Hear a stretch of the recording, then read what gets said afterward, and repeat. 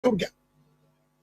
Bagaimana caranya untuk Tuhan menyelamatkan manusia? Dia harus jadi manusia.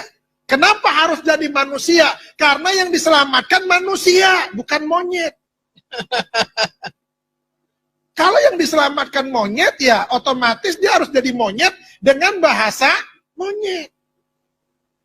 Tapi yang diselamatkan manusia, itu sebabnya dia harus jadi manusia.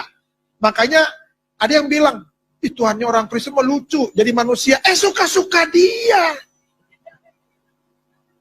Dia mau jadi apa ke suka-suka dia. Ya puji Tuhan, yang diselamatkan target utamanya adalah manusia, maka dia harus jadi manusia dengan bahasa manusia. Dengan gaya hidup seperti manusia. Nggak mungkin dia datang sebagai roh. Kenapa?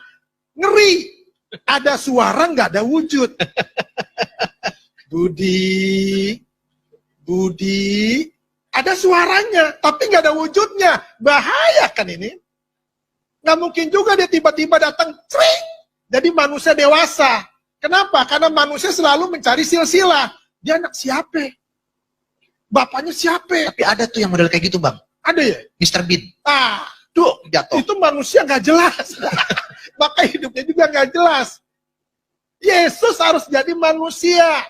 Dengan bahasa manusia, untuk tujuannya cuma satu.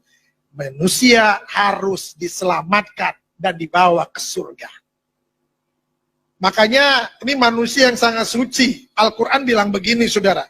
Di dalam Quran surat Maryam 19 ayat 19 dibilang begini. Qala innama ana rasulu rabbika li ahaba laki gulaman zakiyya. Artinya begini. Ketika malaikat Jibril diutus oleh Allah kepada Maryam, Jibril bilang begini, sesungguhnya aku hanya utusan Allahmu. Aku hanya utusan Tuhanmu, ini kata Jibril. Untuk apa? Untuk menyampaikan anugerah kepadamu. Apa anugerahnya? Seorang anak laki-laki yang suci. Artinya, Yesus ini bukan manusia berdosa dan tidak ada dosa di dalam hidupnya. Itu sebabnya dia harus menyelamatkan. Kenapa dia harus menyelamatkan? Karena dia nggak berdosa. Yang bisa menyelamatkan manusia adalah orang yang nggak berdosa. Contoh, kalau saudara punya hutang, siapa yang harus bisa membayarnya? Tentunya orang yang nggak punya hutang dan bersih dari hutang. Kalau lu masih punya hutang, lu lalu mau bayarin orang yang punya hutang, gigi lu. Kenapa harus gigi? Lu aja masih punya hutang. Lu mau bayarin hutang gue? Yesus itu bisa menyelamatkan. Kenapa? Itu sebabnya dia disebut sebagai juru selamat. Kenapa disebut sebagai juru selamat? Karena dia tahu keselamatan. Orang tuh nggak bisa disebut sebagai juru bicara. Kalau ngomongnya kagak jelas. Assalamualaikum, mama imu. Lah bagaimana dia disebut sebagai juru bicara? Mama imu yang mama ayah malam ini, ayah mau menyampaikan petan dari bapak presiden. Lah, nggak bisa disebut sebagai juru bicara model begini, saudara.